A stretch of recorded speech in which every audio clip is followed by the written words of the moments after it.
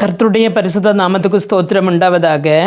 லூக்கா எழுதின சுவிசேஷம் 23வது அதிகாரம் அதனுடைய 46வது வார்த்தையில் நாம் இப்படி வாசிக்கிறோம்.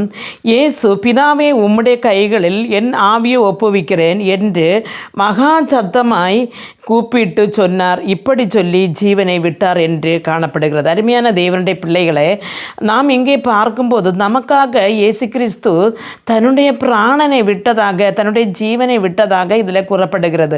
இந்த உலகத்திலே பலவிதமான மரணங்கள் உண்டு. ஒன்று, தன்னைத்தானே தற்கொலை செய்கிறது.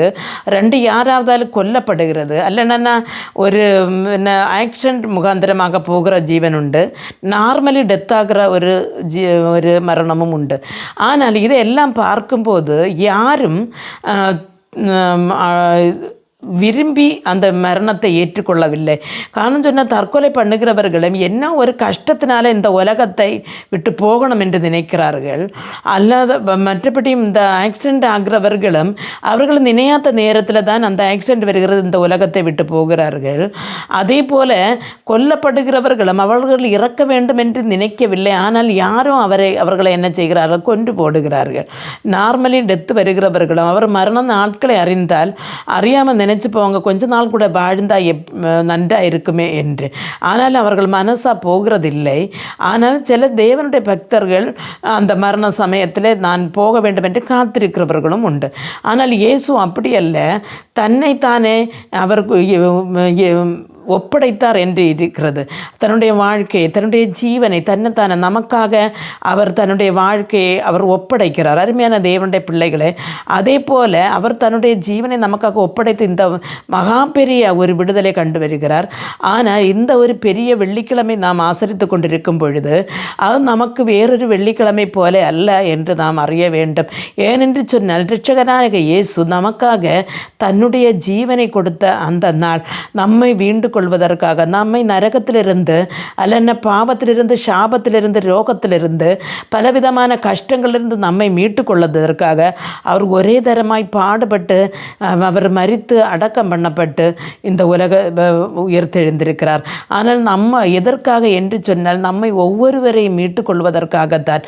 அந்த ஒரு ரட்சிப்பின் மீட்பை நாம் கை கொள்ளாமல் போனால் நம்மை போல பரிதபிக்கப்படுகிறவர்கள் இந்த உலகத்தில் இருக்க மாட்டார்கள். அருமையான தேவனுடைய பிள்ளைகளை, எல்லா வருடம் குட் ஃப்ரைடே நாம் ஆராதித்து நாம் பிரிகிறோம்.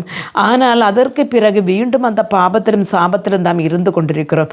ஆனால் இயேசு கிறிஸ்துவின் இரத்தம் சகல பாபங்களையும் மீட்டு நம்மை ரட்சிக்கும் என்றுள்ள ஒரு விசுவாசமும் வசனங்களை நாம் கை கொண்டு கீழ்ப்படியவும் செய்யும் பொழுது அவருக்கு சிநேகிதராக இருந்து இந்த உலகத்தில் வெற்றிகரமான ஒரு வாழ்க்கையை முடித்து ஆண்டவருடைய ராஜ்யத்தில் நமக்கு போய் சேர முடியும். அதனால் அருமையான தேவனுடைய பிள்ளை, அதற்காக என்னையும் உங்களையும் கர்த்தர் நடத்துவாராக என்று ஜெபிப்போம். எங்களை மிகவும் அன்பாக நேசித்து வழிநடத்துகிற நல்ல தகப்பனே, இந்த உலகத்தில் கர்த்தாவே நாங்கள் ஏனோ தானோ என்று வாழாமல் எங்களுக்காக தன்னுடைய ஜீவனை கொடுத்த ஒரு இயேசு உண்டு என்றும் அவருடைய கற்பனைகளை ஆண்டவர் நாம் கீழ்ப்படிந்து நடந்தால் உம்முடைய ராஜ்யத்தில் நமக்கு வந்து சேர்ந்து உம்மோடு கூட வாசம் பண்ண முடியும் என்றும் நாங்கள் அறிந்திருக்கிறோம்.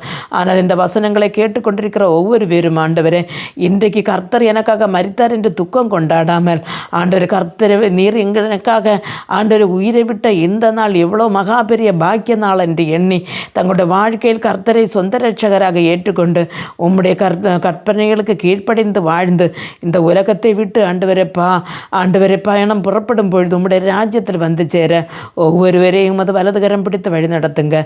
இயேசு கிறிஸ்துவின் நாமத்தில் ஜெபிக்கும் போது ஜெபத்தை கேட்டு பதில் தாரும் ஜீவனுள்ள தகப்பனே, ஆமேன்.